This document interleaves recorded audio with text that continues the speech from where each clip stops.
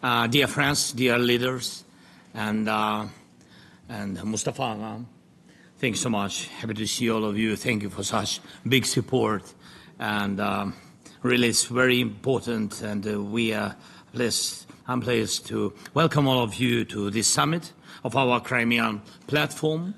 And today, with over 60 participants, as Minister already said, this is really huge result. The summit is taking place for the first time on a global stage on the margins of the UN General Assembly.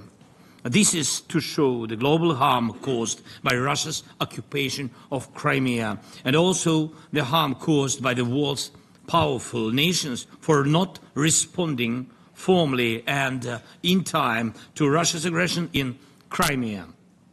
It was that weak reaction that brought back Russia's addiction to war and rage. And it was in Crimea that Russia broke one of the basic rules of normal life among nations by illegally annexing our Ukrainian Crimea. It was Russia's actions in Crimea that showed many predators around the world how it can be so easy to take a piece of another state. And this is not just a piece of land, it is a piece of life.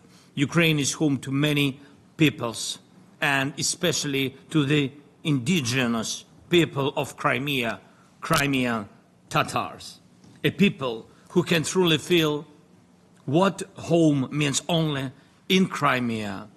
Russians have many places on their vast land to feel at home, but for them it is never enough. Even the largest territory in the world is not enough for them. And from Crimea, Russia returned to its old imperial habit to take what is precious to its neighbors. Dear friends, we have to remember what Crimea is. We must act so that Russia knows we remember, and we will not forgive. And we are fighting for international law and basic human justice and prevail.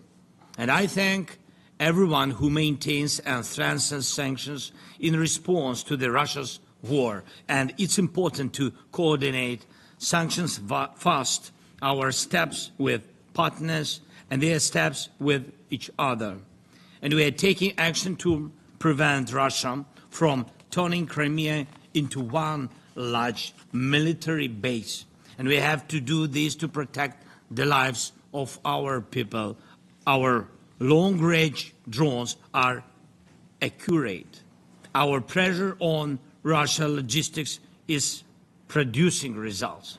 And the Russian war machine is facing very serious difficulties.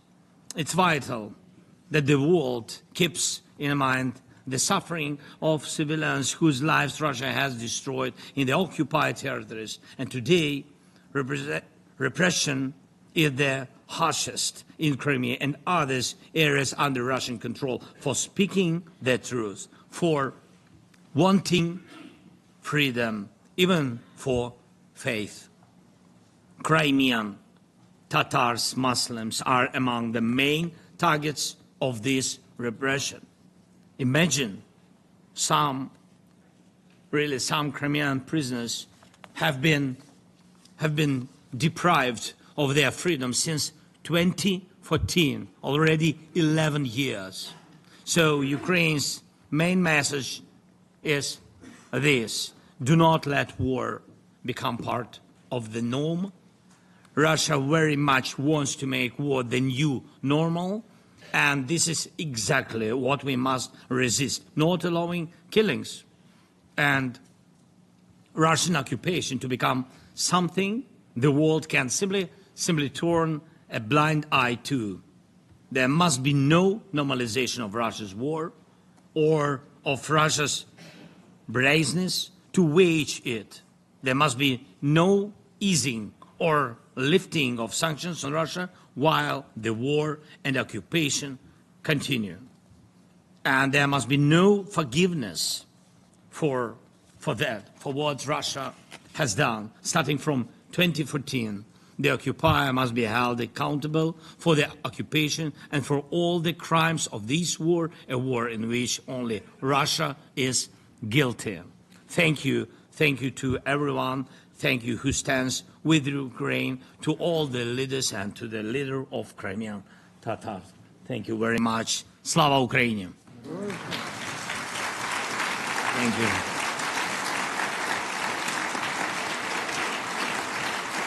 Thank you so much. Thank you.